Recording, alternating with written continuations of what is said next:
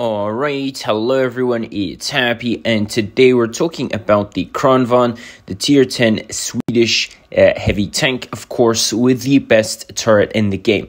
It is 2023, and does the Kran still have the best turret in the game? By far among heavy tanks, for sure. This tank has one of the best hull down capabilities in the game, and on top of that, it has a very strong turret. The hull armor is not too bad either. The upper hull has the ability to ricochet a few shots here and there from a medium/long distances. Of course, in a clinch situation, the Kranvan can be penned very easily frontally, but that is completely okay because this is not what the tank was meant to be for. All right.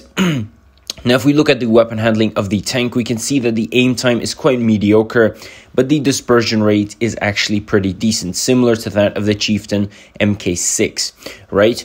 Now, the mobility was buffed a little bit, but we are very sluggish nonetheless, with 34 kilometers forward and a power-to-weight ratio of almost 15 horsepower per ton, which is not bad, but again, the mobility, so the top speed forward, is quite lackluster. However, we do get 18 kilometers backwards, which is pretty decent, to be fair.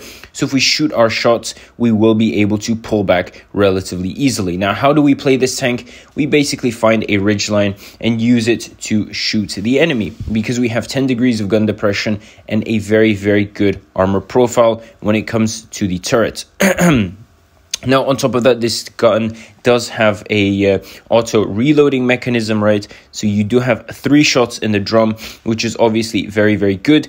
But I would suggest not trying to spend all of them, because the very first reload is going to be 12.31 seconds. So that definitely sucks. Try and maintain your first 2 shots unless it's very, very necessary, because your overall DPM is going to decrease.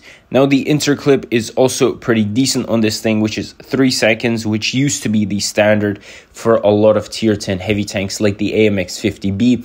So I wouldn't complain too much about that. In 6 seconds, this tank can dish out pretty decent amounts of damage, because the alpha is also 400. So we can do 1.2k relatively easily in just 6 seconds, which is not very bad. And we can simply pull back if the enemy is pushing us. Overall, this tank is just very, very good. The DPM used to be quite lackluster as well at 2.3k. But to be fair, you don't really notice it that much, right? So overall, I would still say that the Kranvan is a very unique looking tank, especially because of the way it looks. The legendary camo on it also looks very, very nice. Depends on which one you take, of course, but still.